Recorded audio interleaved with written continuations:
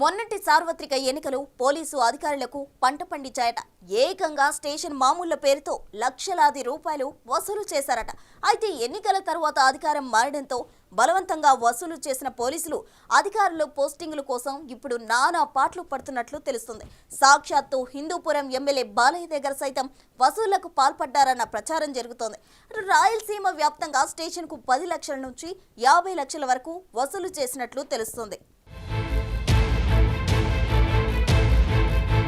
ఎన్నికల సమయంలో బలవంతపు వసూళ్లతో రాయలసీమ పోలీసులు అత్యధికంగా లబ్ధి పొందారన్న ప్రచారం జరుగుతుంది. ముఖ్యంగా ఎన్నికలకు ముందు ఎన్నికల కమిషన్ నిబంధనల మేరకు అధికారులను జిల్లాలు మార్చారు. ఇందులో డీఎస్పీ, సిఐ, ఎస్ఐ స్థాయి అధికారులు ఉన్నారు. అయితే చాలా మంది వైసీపీ ప్రజాప్రతినిధులు అప్పట్లో తమకు ఉపయోగపడతారని కొందరు అధికారులను అడిగి మరీ తమ సెగ్మెంట్లలో వేయించుకున్నారు. ఇది ఇప్పుడు వికటించిందని అంటున్నారు. ఇప్పుడు కూటమి ప్రభుత్వం బదిలీల సందర్భంగా అధికారుల లీలలు బయటపడుతున్నాయి. సత్యసాయి జిల్లా అధికారుల లీలలైతే అంతా ఇంతా కాదు. నందమూరి బాలకృష్ణ ప్రాతినిధ్యం వహిస్తున్న హిందూపురం సెగ్మెంట్ పరిధిలో అన్ని స్టేషన్లకు టీడీపీ నుంచి 10 లక్షలు, వైసీపీ నుంచి 5 లక్షలు తీసుకున్నారంట. ఓ సీఐ తన కింది స్థాయి సిబ్బందికి ఆ డబ్బుల్లో వాటా పంచకపోవడంతో వారే ఆ వివరాలు బయటపెడుతున్నారు. ఓ సీఐ అయితే ఎన్నికల బదిలీల్లో భాగంగా ఈ ప్రాంతానికి వచ్చిన తర్వాత జూద కేంద్రాలకు పెద్ద ఎత్తున అనుమతులు ఇచ్చారంట. ఏకంగా ఒక్కో క్లబ్ నిర్వాహకుడి నుంచి 10 నుంచి 20 లక్షలు వసూలు చేసి నడుపుకోవడానికి అనుమతులిచ్చారంట. అయితే ప్రస్తుతం అదే అధికారిని అన్నమయ్య జిల్లాకు తీసుకురావడానికి జూద కేంద్రాల నిర్వాహకులు భారీ ఎత్తున లాబియింగ్ చేస్తున్నారంట. సత్యసాయి జిల్లాలో ఓ మహిళా పోలీస్ అధికారి అయితే ఎన్నికలకు ముందు టీడీపీ అభ్యర్థిని 10 లక్షలు డిమాండ్ చేసిందంట. ఆ అభ్యర్థి ముందుగా 4 లక్షలు, తర్వాత మరో 1 లక్ష ఇచ్చాడంట.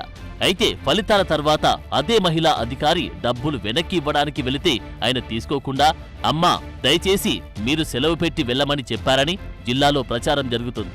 ఇక ప్రస్తుతం జిల్లాలో 2 మంత్రులు ఉన్నారు. వారి వద్ద నుంచి 25 లక్షల వరకు స్టేషన్ మామూళ్ల పేరుతో డబ్బులు తీసుకున్నట్లు ప్రచారం జరుగుతుంది.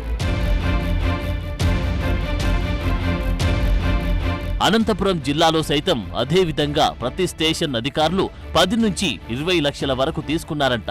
ఇక కొంతమంది జిల్లా పోలీస్ బాస్లైతే ఏకంగా పార్టీ పరంగా డబ్బులు పంపమని డిమాండ్ చేశారంట. తిరుపతి జిల్లాలో ఎన్నికల సమయంలో పనిచేసిన తాత్కాలిక బాస్ అయితే పెద్ద మొత్తంలో అధికార ప్రతిపక్ష పార్టీ నుంచి వసూలు చేశాడని అంటున్నారు. ఎస్సీ రిజర్వ్డ్ నియోజకవర్గంలో సైతం 5 లక్షల వరకు తీసుకున్నట్లు తెలుస్తోంది. చిత్తూరు జిల్లాకు సంబంధించి ఇదే తతంగం నడిచింది. గతంలో అన్నమయ్య జిల్లాలో పనిచేసిన సీఐ స్థాయి అధికారి చంద్రబాబు మీద కేసులు పెట్టినందుకు అక్షరాల ₹1 కోటి ముట్టాయని ప్రచారం జరుగుతుంది. ప్రస్తుతం అంగల్లు, పుంగనూరు, కుప్పం గొడవల కేసుపై సీనియర్ ఇంటెలిజెన్స్ అధికారితో దర్యాప్తు జరుగుతుందంట. ఈ దర్యాప్తులో అన్నమయ్య, చిత్తూరు జిల్లా అధికారుల వ్యవహారం బయటకు వస్తూ ఉండడంతో అందరూ నోరు వెళ్లబెడుతున్నారంట.